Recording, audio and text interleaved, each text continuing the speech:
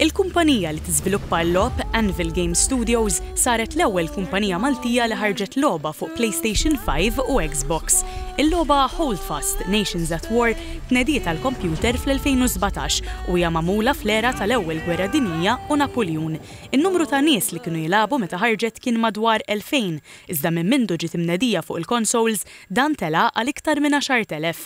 F'Lulju ta' din is-sena minn fuq il-consoles biss, il-logħba ġġenerat ma' 6 miljun euro.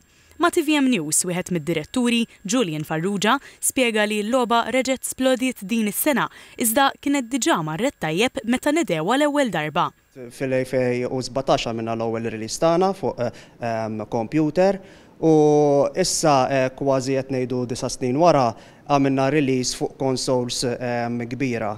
Din ir-release marret ta' suċċess tajjeb ħafna, ġifieri rajnija marret top sellers fuq il-ġiex consoles li huma. Stqarr li l-logħba kienet għamlet kważi xahar fil-quċċata tal-klassifika mal-iktar logħob popolari. Min-naħa tiegħu Andrew Farrugia qal li bħala direttur kien sorpriż dwar l-etajiet tan-nies li jilagħbu għaliex ivarjaw minn 13-il sena u jibqgħu tilgħin sa 50 sena. Għandna ħafna uniformijiet li huma ngħidulhom aħna historically accurate, jiġifieri bl-Ingliżi, bil-Franċiżi, bl-Awstraljani u ħafna affarijiet oħra li lilek vera jdaħħluk f'din l-atmosfera ta' din id-dinja.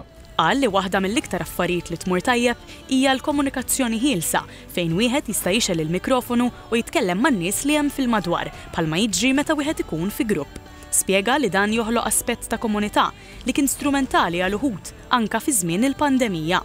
Anvil Game Studios twaqqaf minn Andrew u Julian Farrugia flimkien ma' Andreas Grek, iżda llum tim wara l-logħba kiber għal 13-il persuna.